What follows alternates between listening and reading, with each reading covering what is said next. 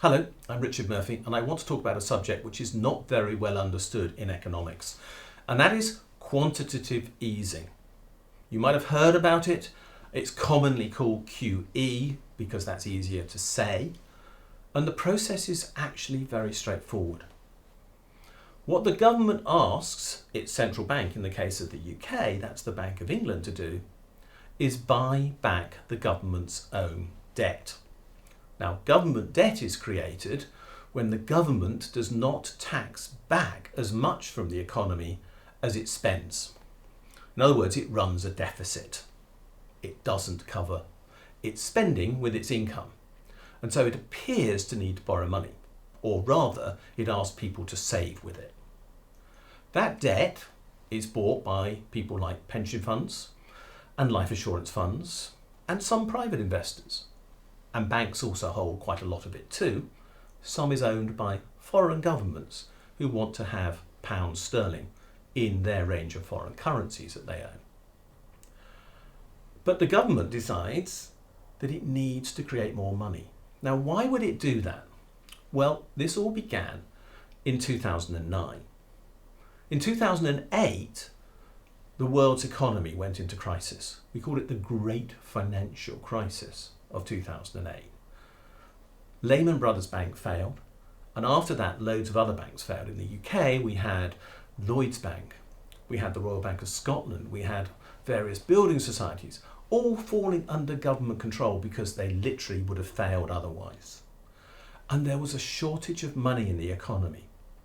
The shortage of money was caused by the fact that people believed that they were at risk in a financial recession, and so they didn't borrow money from banks.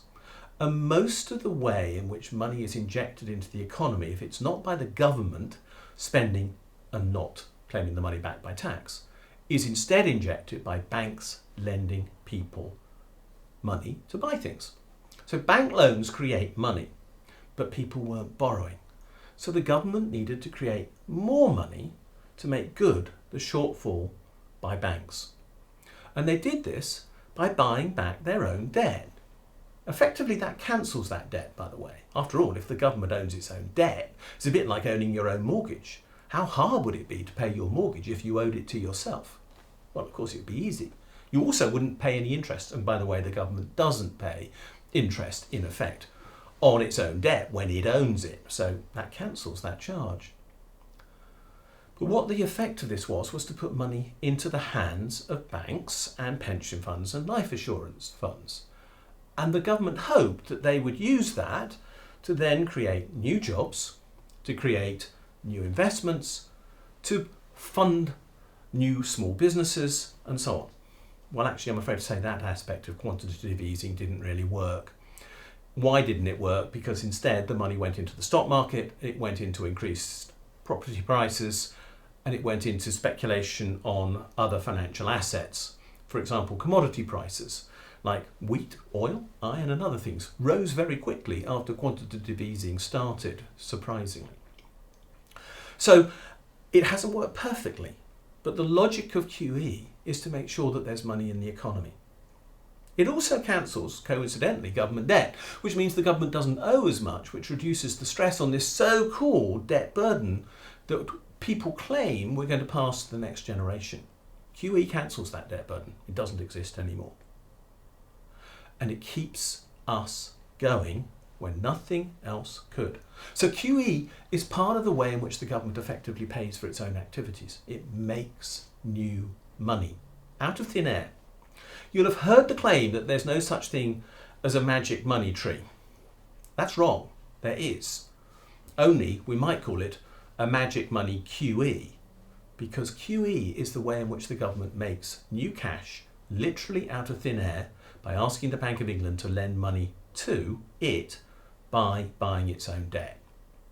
And that keeps us and our economy in balance when we're in crisis, as we are in 2020, when £300 billion of QE will keep the government's finances under nice, neat control, and no one need panic that there's any stress being created with regard to the crisis that we're in from an economic point of view or government financing point of view, because QE has cancelled almost all the debt created this year.